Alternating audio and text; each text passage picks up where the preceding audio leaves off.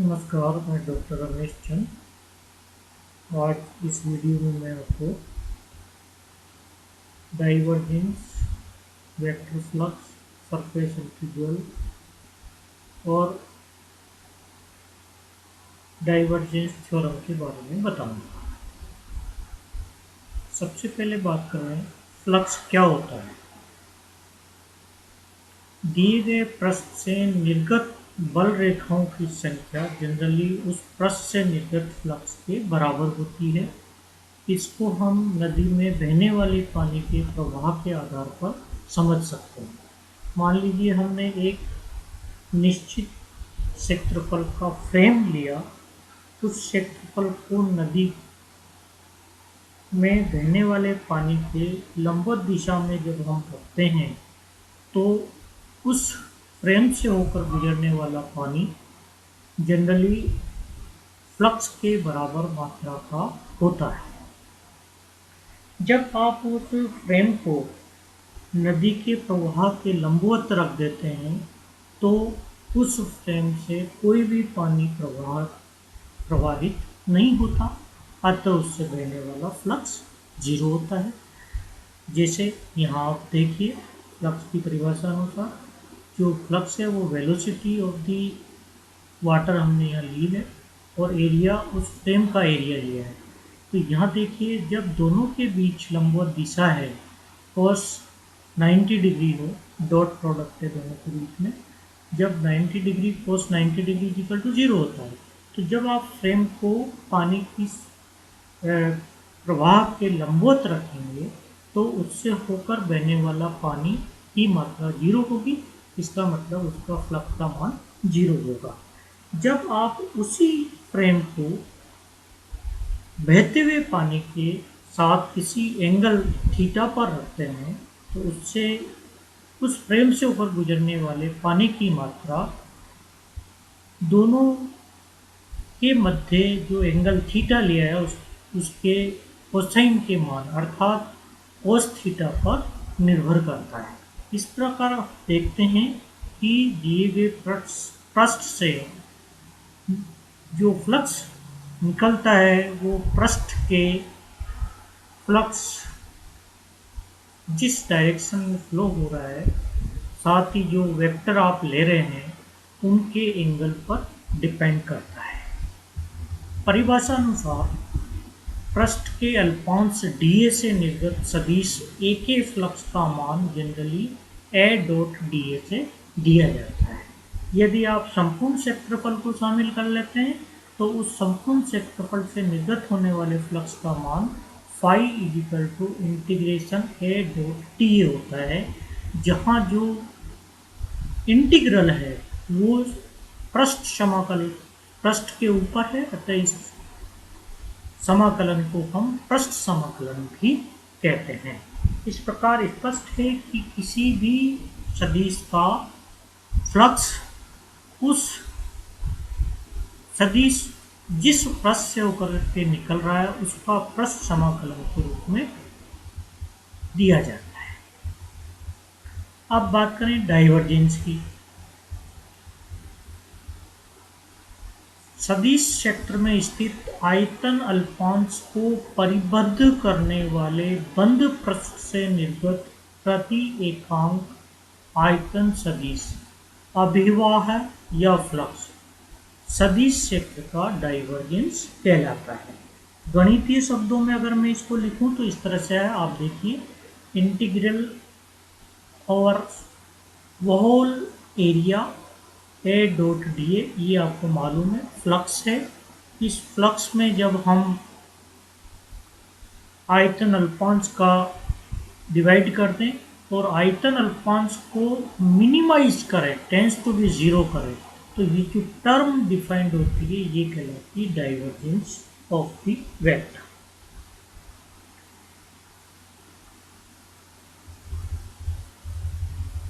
आइए, डाइवर्जेंस का क्या होता है, ये किस बातों को इंगित करता है उसको समझते हैं।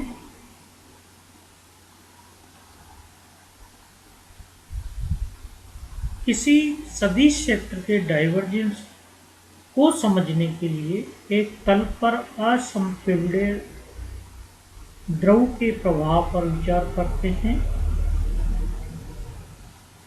इस द्रव प्रवाह के किसी बिंदु पर द्रव का वेग यदि v ले लें तो उस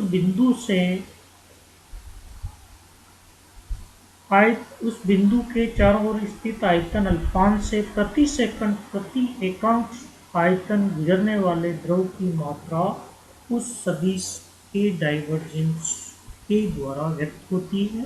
क्योंकि सामान्यतः सदिश क्षेत्र को बल रेखाओं के द्वारा अभिव्यक्त किया जाता है, अतः हम डाइवर्जेंस को या फ्लक्स को बल रेखाओं के द्वारा भी रिप्रेजेंट करते हैं। उस आधार पर सदिश क्षेत्र का डाइवर्जेंस धनात्मक हो सकता है, ऋणात्मक हो सकता है, शून्य हो सकता है।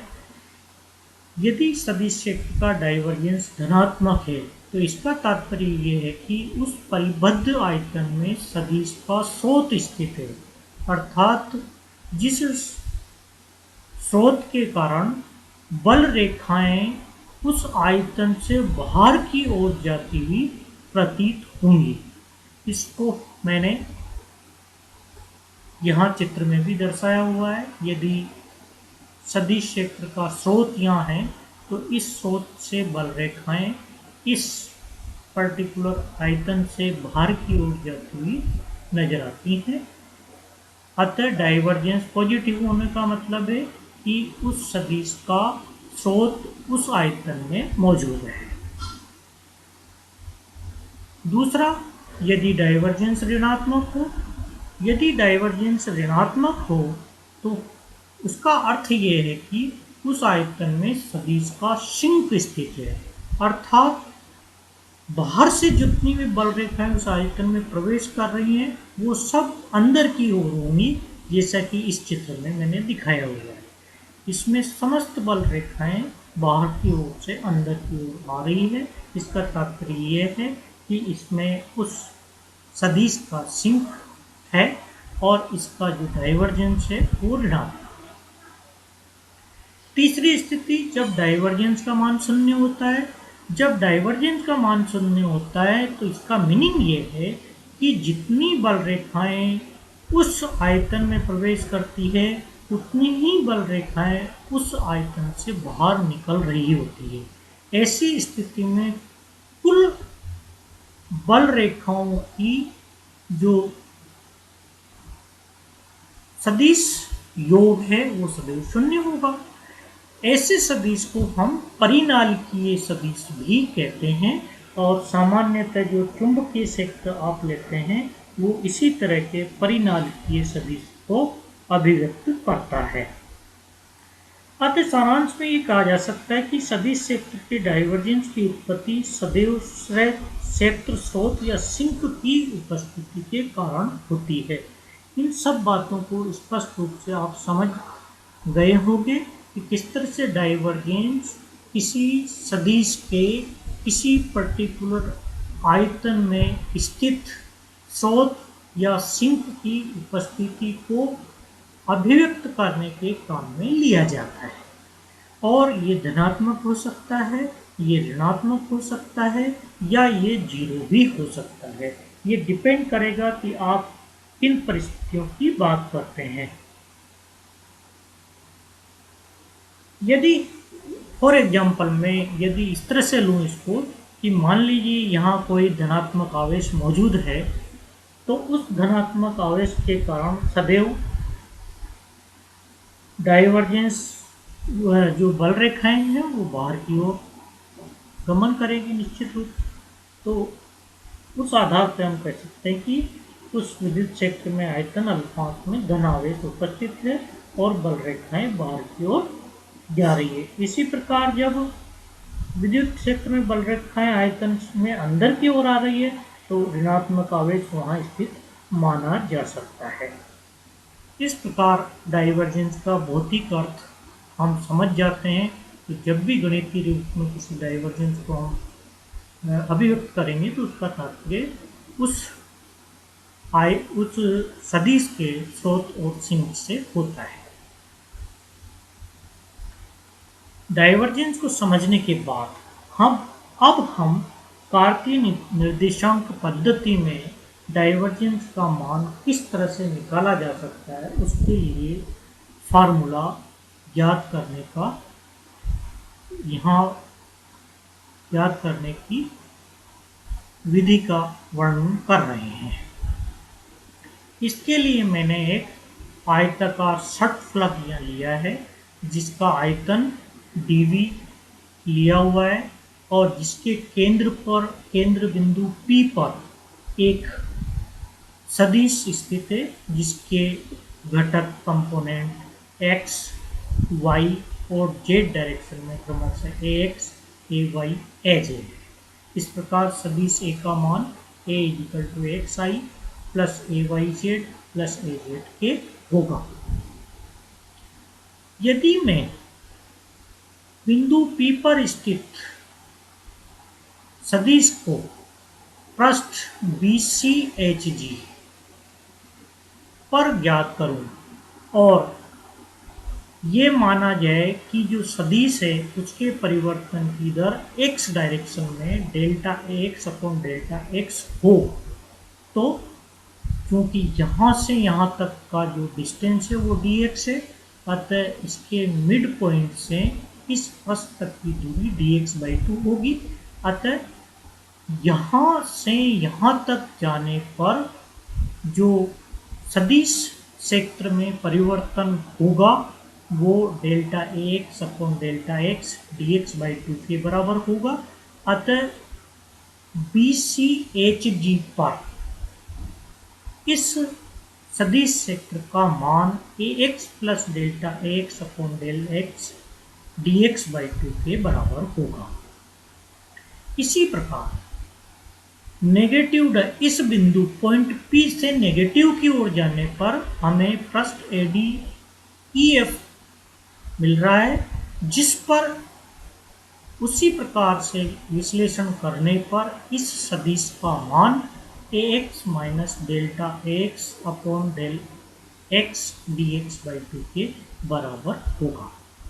इस प्रकार x डायरेक्शन में कुल फ्लक्स पॉजिटिव डायरेक्शनल फ्लक्स और इस डायरेक्शन में फ्लक्स के डिफरेंस के बराबर होगा, अर्थात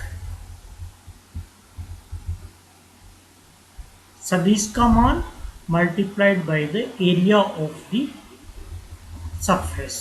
और आप जानते हैं BC दिशा में जो लेंथ है dy है, BG दिशा में जो हाइट है वो dz है, अतः इसका जो एरिया हुआ वो dy dz होगा।